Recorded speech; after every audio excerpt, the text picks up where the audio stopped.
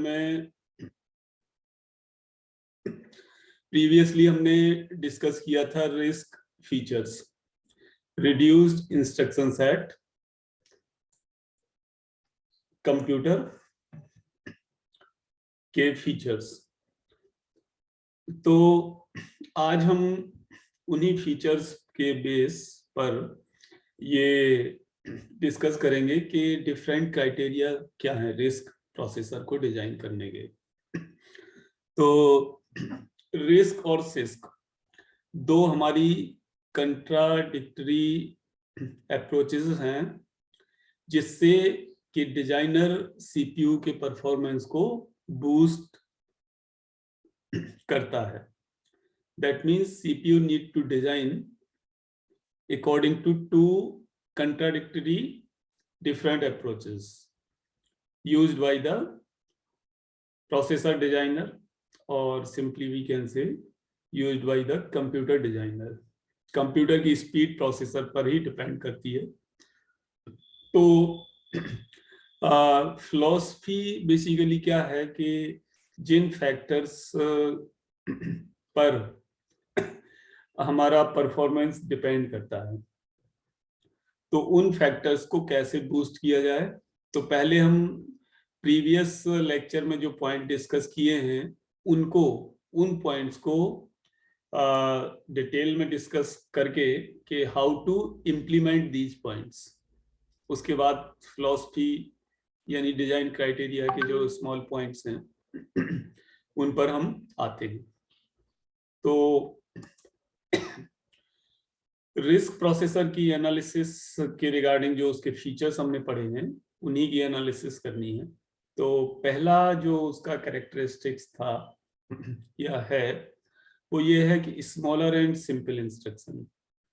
So firstly read these 3 points, तो कुछ idea तुम्हें लगेगा कि क्या एक्चुअली डिस्कस करना है इसमें हमें। तो read these 3 points, then I will let you explain these things.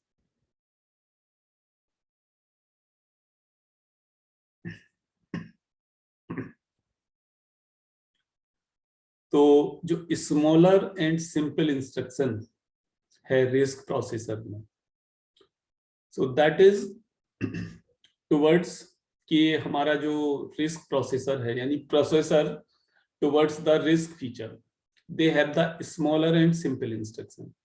यानी सारे और मोस्टली इंस्ट्रक्शंस लगभग सेम लेंथ के और इक्वली कॉम्प्लेक्स यानी लेस कॉम्प्लेक्स होते हैं। तो इंस्ट्रक्शंस स्मॉलर और सिंपल होते हैं। तो हर एक इंस्ट्रक्शन हमारा लगभग एक क्लॉक साइकिल में परफॉर्म हो सकता है except the load and store instruction. Load store को छोड़ के जो भी इंस्ट्रक्शंस होते हैं वो एक साइकिल में परफॉर्म होते हैं। हम रिस्क की बात कर रहे हैं। और लोड स्टोर को छोड़ के इसलिए क्योंकि जो पिछले पॉइंट से अगर हम रिलेट करें तो रिस्क प्रोसेसर्स में all the instructions will be performed by using the CPU registers. Memory reference is not needed. Meaning ये है कि प्रोसेसिंग के पहले सारा सब कुछ प्रोसेसर रजिस्टर में कॉपी हो चुका होगा, इंस्ट्रक्शंस एंड डेटा। तो अब लोड एंड स्टोर की जरूरत केवल पड़ेगी जब इंस्ट्रक्शन मेमोरी से फैच होगा, तब तो लोड होगा। और दूसरा स्टोर की रिक्वायरमेंट तब होगी जब सारे रजिस्टर्स यूज्ड अप हो जाएंगे और किसी रजिस्टर की रिक्वायरमेंट होगी तो उसके कंटेंट्स को मेमोरी पर स्टोर करना पड़ेगा। तो इन सिचुएशन में लोड एंड स्टोर की रिक्वायरमेंट होगी। बाकी सारे जो प्रोसेसिंग है, कंप्लीट प्रोसेसिंग रिस्क की, वो रजिस्टर्स के थ्रू ही होगी।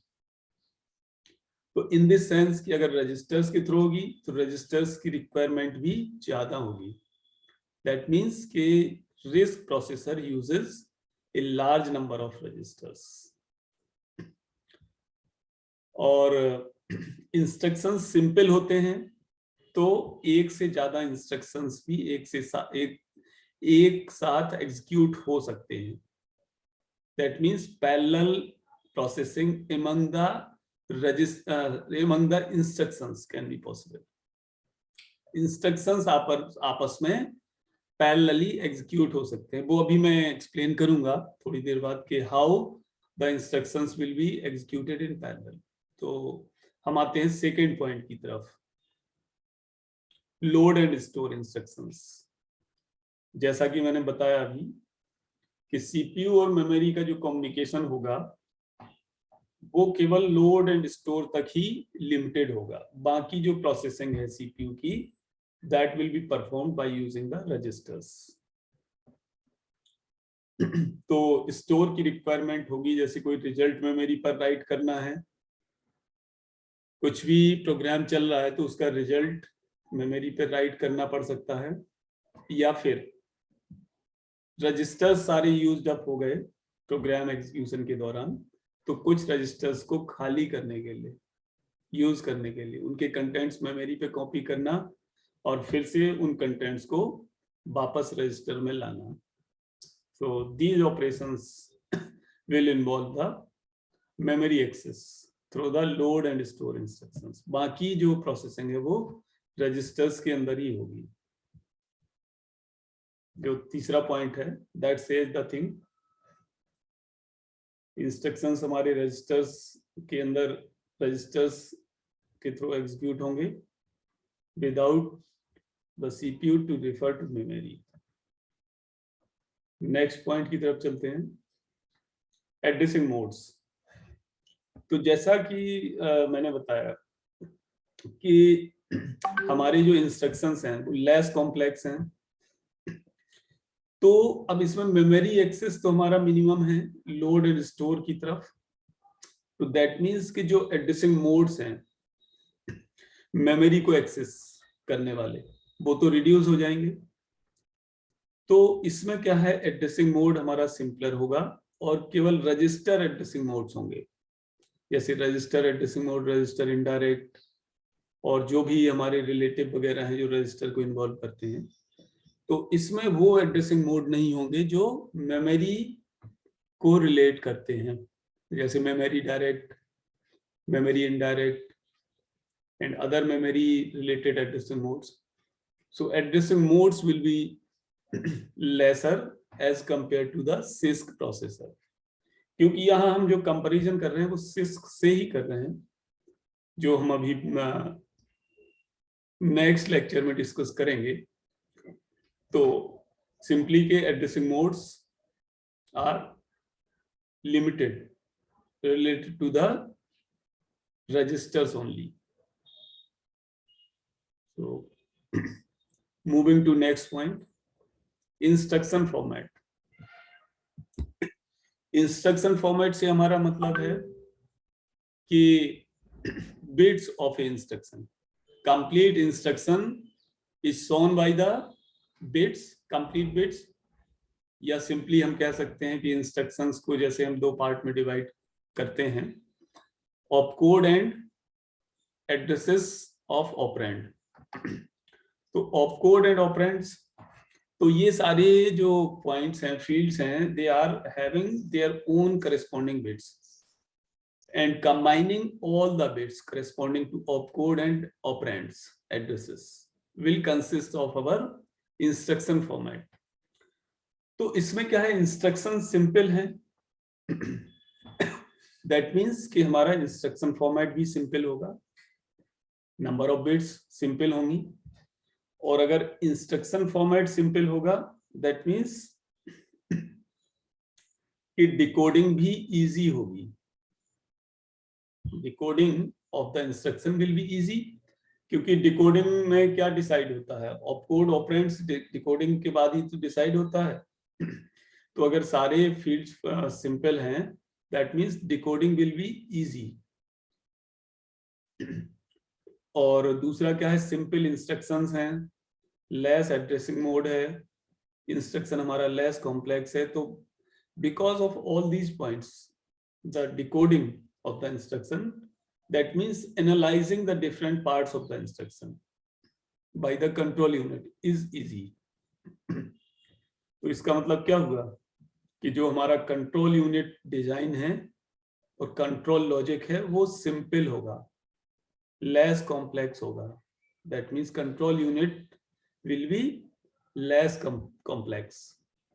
So cost to design the control unit will be less. तो अगर सिंपल डिजाइन है, कंट्रोल यूनिट सिंपलर है, इंस्ट्रक्शंस सिंपल हैं, तो parallelism among the instructions can be made easily.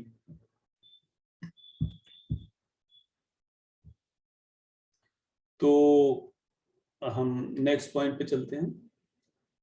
अब यहाँ जैसे ऑपकोड और एड्रेसेस की बात कर रहे हैं, तो ऑपकोड और एड्रेसेस मींस के the different addresses for the different operands. तो यहाँ addresses are limited to the registers only, क्योंकि ये सारी जो प्रोसेसिंग है वो रजिस्टर के अंदर है. केवल लोड स्टोर इंस्ट्रक्शंस में हमारा मेमोरी रेफरेंसेस होगा इंस्ट्रक्शन में, यानी मेमोरी एड्रेस होगा. अदरवाइज बाकी सारे इंस्ट्रक्शंस में रजिस्टर्स की नंबर ऑफ बिट्स ही होंगी. कंट्रोल यूनिट डिजाइन जैसे कि मैंने बताया कि इजी है, और ये इसमें क्या है कि कंट्रोल यूनिट हमारा हार्डवायर्ड होगा, ना कि micro program control. Hardwired means कि कंट्रोल यूनिट डिजाइन में मैंने बताया था कि control unit that is implemented towards hardware, micro program towards the software. तो CISC processor micro program control की तरफ होता है, और रिस्क प्रोसेसर माइक्रो प्रोग्राम वो हार्डवायर्ड कंट्रोल होता है. हार्डवायर्ड इन द सेंस कि जो सारे ये लॉजिक हैं हमारे for decoding for control unit, they will be hardwired among the hardware.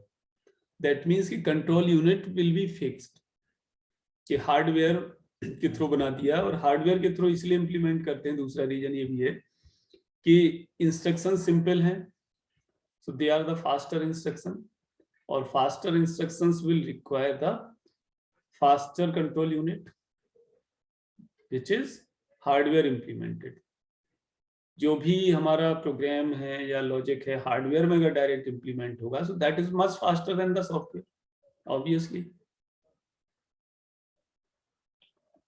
So moving to next point, instruction per clock cycle.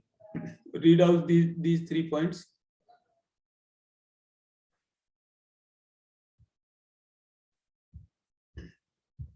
एक इंस्ट्रक्शन एग्जीक्यूशन साइकिल में हमारा कंप्लीट हो जाएगा because of the simple instruction. तो इसमें क्या होता है कि ये होगा कैसे, this will be implemented bye using the pipeline,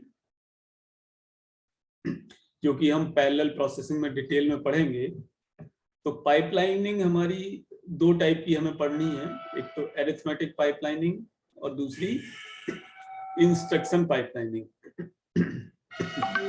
तो यहाँ पर अगर हम इंस्ट्रक्शंस की पैरेललिज्म की बात कर रहे हैं, तो इंस्ट्रक्शन पाइपलाइनिंग की हम बात करेंगे. तो ये इंस्ट्रक्शन पाइपलाइन कैसे मिलती है कि जैसे पहला इंस्ट्रक्शन जब एग्जीक्यूट होने जा रहा है तो उसका फैच फेज एग्जीक्यूट हुआ, तो फैच कंप्लीट हो गया. अब पहले इंस्ट्रक्शन का डिकोड फेज स्टार्ट होगा.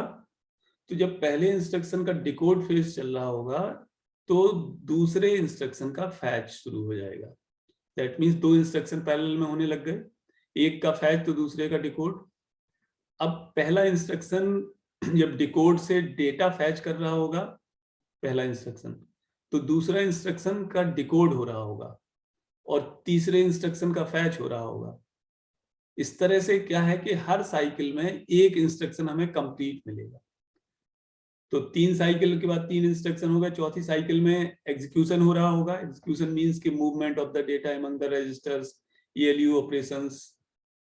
और नेक्स्ट साइकिल में मे बी कि writing the result back to memory हो रहा होगा. तो इस तरह एक एक साइकिल के बाद एक एक इंस्ट्रक्शन हमें कंप्लीट होता हुआ मिल जाएगा. जैसे कि एक रेलिंग या रोलर जो तुम्हारे किसी फैक्ट्री में चलता है और वो हर एक उसके बाद एक आइटम को प्रोड्यूस करता जाता है. तो यहाँ पे जो पाइपलाइनिंग है उसको डिटेल में तो हम पैरेललिज्म में पढ़ेंगे, बट बेसिक आइडिया मैंने बताया जो पाइपलाइनिंग का वो यही है कि स्टार्टिंग में तो 3-4 साइकिल तक तो कोई इंस्ट्रक्शन कंप्लीट नहीं दिखेगा लेकिन after few 4-5 cycles first instruction will be completed, उसके बाद नेक्स्ट साइकिल में दूसरा इंस्ट्रक्शन कंप्लीट होगा, क्योंकि हर एक इस तरह की साइकिल चल रही कि हर एक इंस्ट्रक्शन का एक एक फेज कंप्लीट होता जा रहा है। जो नया इंस्ट्रक्शन इंट्रोड्यूस होगा पाइपलाइनिंग में, उसका फैच शुरू होगा तो नेक्स्ट वाले का डिकोड चल रहा होगा, तो उसके नेक्स्ट वाले का डेटा फैच चल रहा होगा, तो उसके नेक्स्ट वाले का एग्जीक्यूशन चल रहा होगा, और उसके तो इस तरह जो हर एक साइकिल के बाद एक इंस्ट्रक्शन हमें कंप्लीट होता हुआ दिखेगा। तो जो लोड स्टोर इंस्ट्रक्शंस हैं उसमें हमें एक से ज्यादा क्लॉक साइकिल्स की रिक्वायरमेंट होगी obviously, because it accesses the memory, load and store both. So coming to the next point, efficient instruction pipelining. So this is nothing new here. I have discussed this in the previous point, 6th. इसमें क्या है कि fetch, decode, execute, write back, fetching data, fetching instruction, ये सारे जो phases हैं वो overlap करके चलते हैं, अलग अलग इंस्ट्रक्शन का अलग अलग पार्ट हो रहा होगा, बिकॉज कि हर एक इंस्ट्रक्शन की जो मैकेनिज्म है हर एक फेज के लिए वो अलग अलग सीपीयू के कंपोनेंट्स के थ्रू है। तो this can be implemented called as the instruction pipelining. आगे चलते हैं नेक्स्ट पॉइंट, कंपाइलर सपोर्ट।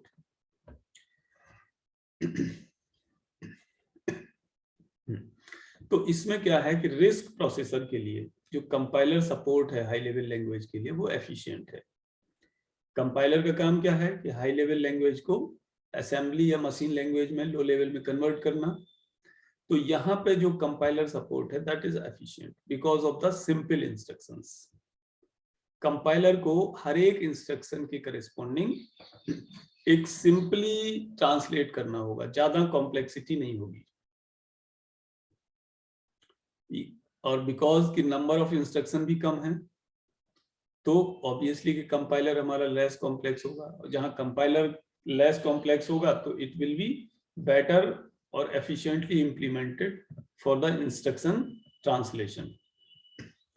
जो थर्ड पॉइंट है और फोर्थ उसको रीड कर लो। जो सिस्क प्रोसेसर्स डिजाइन किया गया था वो ओरिजिनली असेंबली के लिए डिजाइन किया गया था, और risk was design towards the high level language program.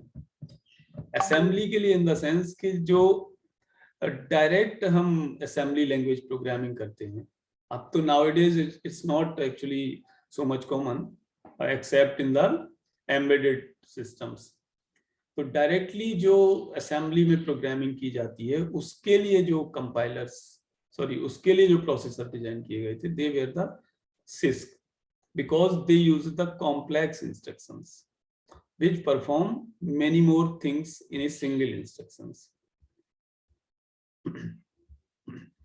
तो अगर same high level language program को हम यूज करें रिस्क प्रोसेसर में और सिस्क में, तो risk will generate more number of instructions, because वो इसलिए कि इंस्ट्रक्शंस तो सिंपल हैं, तो एक एक टास्क के लिए स्मॉल टास्क के लिए स्मॉल इंस्ट्रक्शंस हैं रिस्क के अंदर। बट सिस्क प्रोसेसर में इंस्ट्रक्शन हमारे कॉम्प्लेक्स हैं, तो that means a single instructions says much more thing itself. एक सिंगल इंस्ट्रक्शन से सिस्क में ज्यादा से ज्यादा टास्क परफॉर्म हो जाएगा, तो number of instructions will be used less किस बात के लिए कि जो कंपाइलर जनरेट करेगा सेम प्रोग्राम लो और compiler for risk and same compiler और दो different risk and risk processor, तो रिस्क के लिए वही कंपाइलर उसी प्रोग्राम के लिए ज्यादा इंस्ट्रक्शंस जनरेट करेगा as compare to the CISC processor. Next point पर जो नेक्स्ट पॉइंट है 9th, वो ये है MIPS. MIPS is the degree for measuring the instructions executed per second.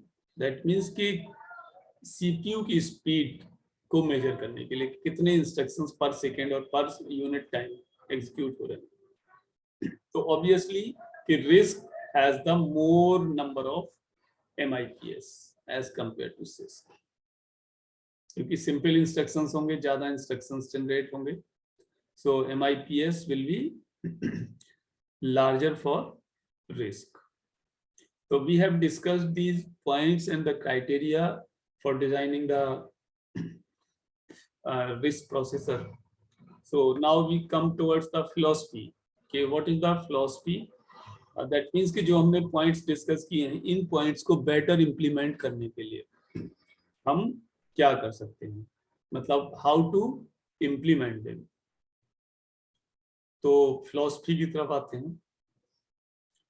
तो बेसिक जो फिलॉसफी है यहाँ पर डिजाइनर की वो ये है कि to find the most frequently used and most time consuming instructions, simple and fast. जो मोस्ट फ्रीक्वेंटली मींस कि जल्दी से जल्दी जो ज्यादा फ्रीक्वेंटली इंस्ट्रक्शंस यूज हो रहे हैं या जो ज्यादा टाइम ले रहे हैं इंस्ट्रक्शंस, उनको सिंपल और फास्ट बनाया जाए। This is the design criteria. तो कम टू दिस कि जो हमारे मोस्ट फ्रीक्वेंटली एग्जीक्यूटेड इंस्ट्रक्शंस कौन कौन से होते हैं। तो एक तो जो सबसे ज्यादा एग्जीक्यूट होता है इंस्ट्रक्शन वो है हमारा असाइनमेंट स्टेटमेंट, पहली चीज। और दूसरा है जो इंस्ट्रक्शंस एग्जीक्यूट होते हैं मोस्ट फ्रीक्वेंटली और जो टाइम भी लेते हैं वो ये है storage as the function of storage comma storage. इसका मीनिंग ये है कि जैसे हमने स्टोरेज कॉमा स्टोरेज यहाँ दिखा रहे हैं कि कोई फंक्शन ऐसे ले लो कि जैसे समेशन परफॉर्म हो रहा है, तो summation is the function of 2 locations and finally the result will be stored at some storage. तो जो इस तरह के इंस्ट्रक्शंस हैं इनको फास्ट और सिंपल बनाने के लिए जो डिजाइन क्राइटेरिया है that is the philosophy for this thing. अब make them execute fast, instructions को फास्ट कैसे एग्जीक्यूट कराया जाए। तो फास्ट एग्जीक्यूट कराने का मतलब ये है कि हर एक इंस्ट्रक्शन को एक ही साइकिल में एग्जीक्यूट कराया जाए, तभी तो फास्ट होगा। एक से ज्यादा अगर साइकिल लगेंगी तो इंस्ट्रक्शन हमारा फास्ट नहीं होगा। तो हर एक इंस्ट्रक्शन को एक ही साइकिल में एग्जीक्यूट कराया जाए, और अगर हर एक इंस्ट्रक्शन को एक साइकिल में एग्जीक्यूट कराना है तो इंस्ट्रक्शंस के अंदर हमारी यूनिफॉर्मिटी होनी चाहिए। Uniformity in the instruction length, कि सभी इंस्ट्रक्शंस लगभग सेम लेंथ के हों। तो सेम लेंथ के होंगे तो उनका जो इंस्ट्रक्शन फॉर्मेट है that should be identical. Identical in the sense कि कोड जो ऑप कोड है वो तो इक्वल नंबर ऑफ बिट्स ले रहे होंगे हर एक नंबर, बट एड्रेसेस पार्ट्स में वेरी, तो उसको वेरी ना करा के सारे प्रोसेसिंग को, कंप्लीट प्रोसेसिंग को सीपीयू के अंदर ही रजिस्टर्स के अंदर परफॉर्म कराई जाए। तो उसके रिगार्डिंग क्या है, उनकी लेंथ रिड्यूस हो और जो इंस्ट्रक्शन फॉर्मेट है वो आइडेंटिकल हो। तो इसके लिए क्या है कि हमें रजिस्टर रेफरेंस इंस्ट्रक्शंस यूज करना पड़ेगा। तो रजिस्टर रेफरेंस इंस्ट्रक्शंस यूज करेंगे तो registers will be used for the storage of the results also. तो उसके जो फंक्शन मैंने पिछले इसमें बताया था that will be like this way, if F R comma R map to R means कि जो भी ऑपरेशन होगा वो 2 रजिस्टर्स की कंटेंट्स के बीच होगा और जो फाइनल कंटेंट्स आएगा वो एक रजिस्टर में स्टोर होगा।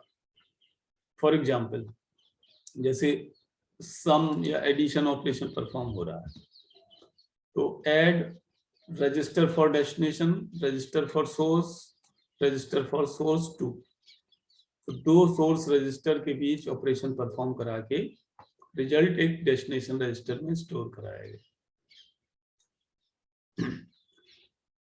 तो और लोड एंड स्टोर के लिए भी सिंपल एड्रेसिंग मोड्स यूज करेंगे हम। तो आगे चलते हैं इसमें। तो ये तो था कि हमारा पहला मोस्ट फ्रीक्वेंटली यूज्ड इंस्ट्रक्शन। दूसरा है मोस्ट टाइम कंज्यूमिंग इंस्ट्रक्शंस। तो जैसा कि हम जानते हैं जो मोस्ट टाइम कंज्यूमिंग इंस्ट्रक्शंस हैं वो है हमारे function call and return. Function call and return इसलिए हैं most time consuming instructions because they will involve the context switch.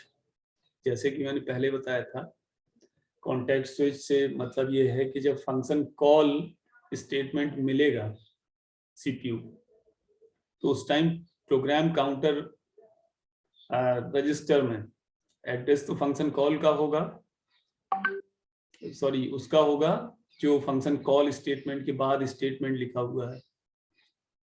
ठीक है, फंक्शन कॉल स्टेटमेंट के बाद जो स्टेटमेंट लिखा हुआ है या जनरेट हुआ है लो लेवल लैंग्वेज में उसका एड्रेस होगा प्रोग्राम काउंटर रजिस्टर में। लेकिन फंक्शन कॉल मिला तो इस मूवमेंट पर कंट्रोल को किसी अलग मेमोरी लोकेशन पर ट्रांसफर करना होगा ना सीपीयू को, जहां पर फंक्शन डिफाइंड होगा। तो ये पूरी कॉन्टेक्स्ट स्विचिंग इन्वॉल्व होगी यहाँ पे, जिसमें पीसी रजिस्टर के कंटेंट्स स्टैक पर पुश होगा। पीसी रजिस्टर में कंटेंट्स आएंगे फंक्शन जहां पर डिफाइंड है, starting address of the function, then processing will be implemented एंड जब फंक्शन पूरा हो जाएगा तो रिटर्न स्टेटमेंट मिलेगा उसको। तो रिटर्न स्टेटमेंट पे फिर वही प्रोग्राम काउंटर रजिस्टर में फिर पुराना एड्रेस जो स्टैक पर डाला हुआ था उस एड्रेस को पॉप किया जाएगा और पीसी में वो एड्रेस आएगा। तो पीसी से वो एड्रेस फिर एमएआर में आएगा, एमएआर से फिर एज यूजुअल प्रोसेसिंग चलने लगेगी। तो function call and return should be boost कि उनको फास्ट बनाना होगा। तो call and return will involve large number of load and stores. तो इसको रिड्यूस करने के लिए रजिस्टर का एनालिसिस और उनका एनालिसिस जरूरी है हमें, जिसको हम नेक्स्ट स्लाइड में देख सकते हैं।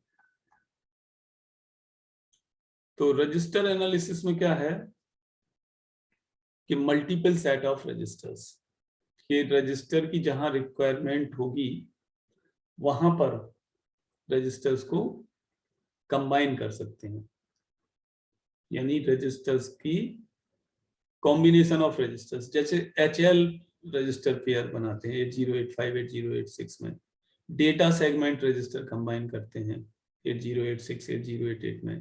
तो different registers can be combined for this purpose. तो कॉन्टेक्स्ट स्विच के लिए रजिस्टर सेट को यूज कर सकते हैं। और जो रजिस्टर टू रजिस्टर रेफरेंस है, at that cost we should reduce the memory access। और जो नेक्स्ट पॉइंट है कि further optimization by overlapping multiple set of registers. तो एक से ज्यादा रजिस्टर्स को हम ओवरलैप करके भी प्रोसेसिंग फास्ट कर सकते हैं। रजिस्टर की जो डायमेंशन होती है, एक तो विड्थ है रजिस्टर की, नंबर रजिस्टर्स के, टाइप, विड्थ मींस के कितनी साइज है रजिस्टर की, कितनी बाइट्स ले रहा है, कितने रजिस्टर्स हैं, दूसरा कितने टाइप के रजिस्टर्स हैं। कि विड्थ मींस के जनरली वी कैन हैव, 4 को हटा देता हूँ, we can have 8, 16, 32, 64 bit of registers। दूसरा नंबर ऑफ रजिस्टर्स, ज्यादा से ज्यादा रजिस्टर्स होंगे they will reduce the CPI, that means कि instruction count, that means processing will be fast।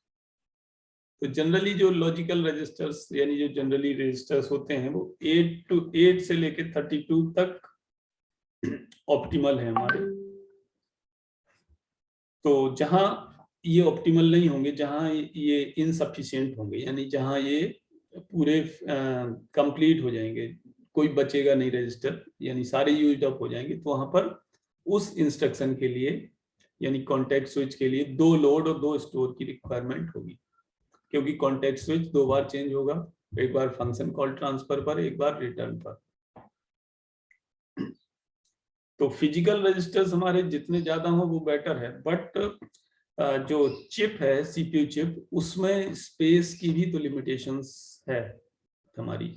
So because of the chip limitation, the number of registers can not be increase so much.